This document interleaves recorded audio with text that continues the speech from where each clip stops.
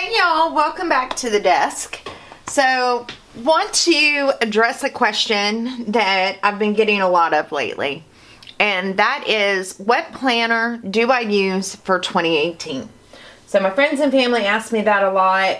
I've seen it asked a lot in Facebook groups. What's the best planner for 2018? What planner should I get for 2018? And have the question asked today, what planner should I get in 2018? So my recommendation is to start with a list. What is it that you want your planner to do for you? So I sit down and do that every time I redo my planner. And I typically redecorate or take a look at my planner quarterly and see what inserts are working for me and what inserts do I need to change out, and what is it that was working and what is it that wasn't working. So my recommendation is start with a list. What do you want your planner to do? What are you going to be using it for? Are you going to be using it for work? Are you going to be using it for home? Are you going to be using it more as a memory keeper, or are you going to be using it more on the decorative side? So what is it that you need your planner to do for you? We're all going to have different needs from our planner. So what works for me may not necessarily work for you, or a really popular Erin conjuring may not necessarily be in your budget. So the second question you need to ask yourself is, what's your budget? There is a planner out there for every budget. You have $5 to spend on a planner. You can get a Happy Planner right now, a mini one, anywhere from $1.88 to $5 to $7. So there's a planner for everybody. And then decide on what kind of layout do you need. Do you need something to keep hourly appointments? Do you need something to give you just a high overview of what it is that you need to accomplish on a day-to-day basis? So for me, I kind of bounce back and forth. I need a day on 2 pages. I can't function with anything less than a day on 2 pages. And that's important to me. I need to be able to write down when I have calls and when I have important events that need to take place during the day. I like a to-do list. And then on the other side, I like my notes. And a lot of times I'll do work-related, and at the bottom I'll do home-related tasks. I like ring bound because I can add an additional piece of paper if I need to, with a grocery list on it or with a task list added onto it. That to me is the meat and the bones of what a planner is. For some people, you may be an empty nester. You may not work. A good example, in 2009, I did still have children living in the house in 2009.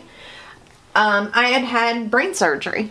I had brain fog, couldn't keep track of diddly squat. And my 2009 planner is actually behind me in the closet. But I used something similar to just a vertical layout. And to be really honest, I went to Home Depot and I just bought a little spiral bound that had a week on 2 pages.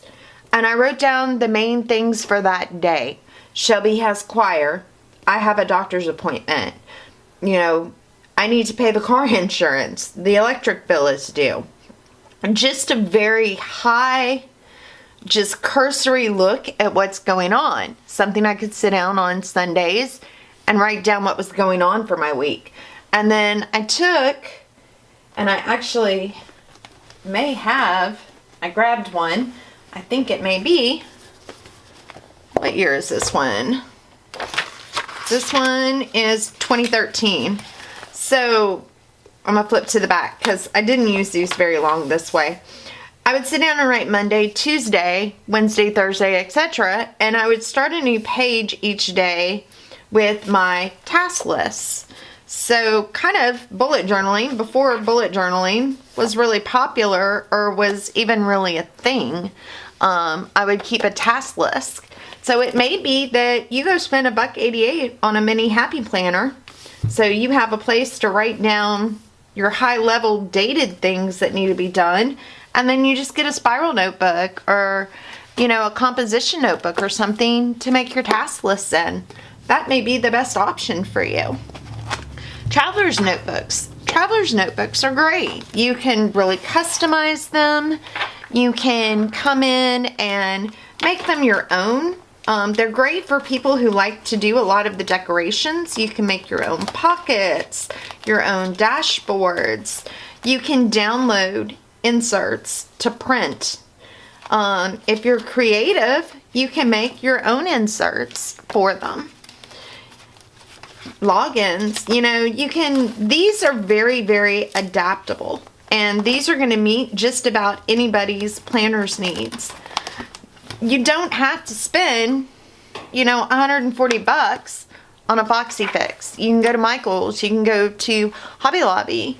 You can go to Joann's or online and find a really inexpensive imitation leather or a cloth or a vinyl traveler's notebook. And that may be a better option for you. Ring bounds may be a better. I like ring bound because it gave me an opportunity to be a little bit creative with my decorations. What I didn't like was that I didn't have enough room to write all of the important information and the tasks down at the end of the day. But this was good because you can add pages to it. So what it is that you want to do with your planner is what's going to work for you. This size wasn't the right size for my day-to-day planning, so I tried a big happy planner and I was just sticking bigger stickers in it. And I realized decorative planning isn't necessarily going to help me be more functional. So now I use a lot of washi and a lot of deco stickers. What are some of the other ways other planners that are out there? You've got spirals, ring bounds, hardbound. I got my best friend a hardbound planner. I had bought her a classic happy planner last year and it just was too big and too bulky for her. So this year I got her a small Erin Conjurin and it's hardbound and she absolutely loves it. With your spiral notebooks, you can get jackets to go over them.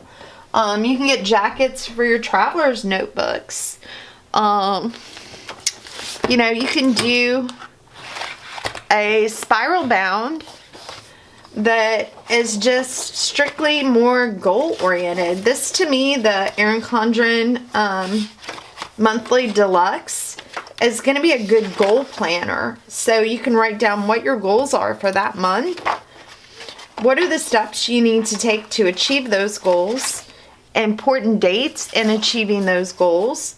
Some people use this one as their financial planner. So it's more deciding what is it that I need to achieve and what's my budget. And there's literally something out there for every budget. Even if it's just using a 3-ring binder and notebook paper, you can do that. You know, it doesn't have to be fancy. A ruler and a pen and some notebook paper. Planning is personal. And it should... My theory is a true planner, not a decorative planner, but a planner, should help me stay on task, should help me stay focused, and I should feel like I accomplished something at the end of the day. Inexpensive. This one's from the 80s. It's an old Velcro. It has a Velcro on it. This one actually has 86 and 87, and this little small one. And then I have 88 and 89 in this little bigger one. I got into planning when I was younger because it gave me a sense of control in my life. I had control over what was important to me. I can't control the people around me, and I can't control the events around me, but I can control how I respond to them. And for me, just writing down the day that I was going to do my laundry, that gave me a sense of control in my life and a sense of accomplishment when I got it done. Getting up every morning and writing down one thing that I wanted to accomplish. If it's something as simple as washing my hair, as a new mom at 21 years old with a husband that worked on the road, washing my hair was a huge accomplishment for me. I think as we go through different stages in our life, our planning system will change and will adapt, and it will become what we need it to be at that time.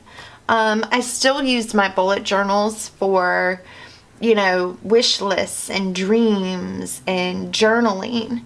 I love this one for just jotting down at the end of the day what was something that's significant that happened and adding pictures to it. Look, last year on December 19th, the tree fell.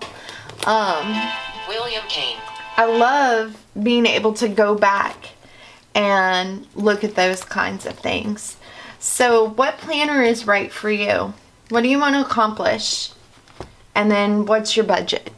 Do you need something that's going to be more detailed oriented, that you can write down day-to-day things on by the hour and you need lots of room? Or do you just need something to kind of give you a sense of purpose and to help you stay a little bit more organized? So what planner is best for you isn't a question that I can answer or that anybody else can answer for you. What you can do is answer it yourself. What do you want to accomplish? What do you want to do with that? Do you want to decorate it, or do you want to strictly use it for time management? And then what kind of budget do you have to work with? So I know it's not the answer that people have been looking for, but I hope it helps you decide what planner is best suited for you going into 2018. So happy planning, and I hope everyone enjoys. And Happy New Year! Thanks.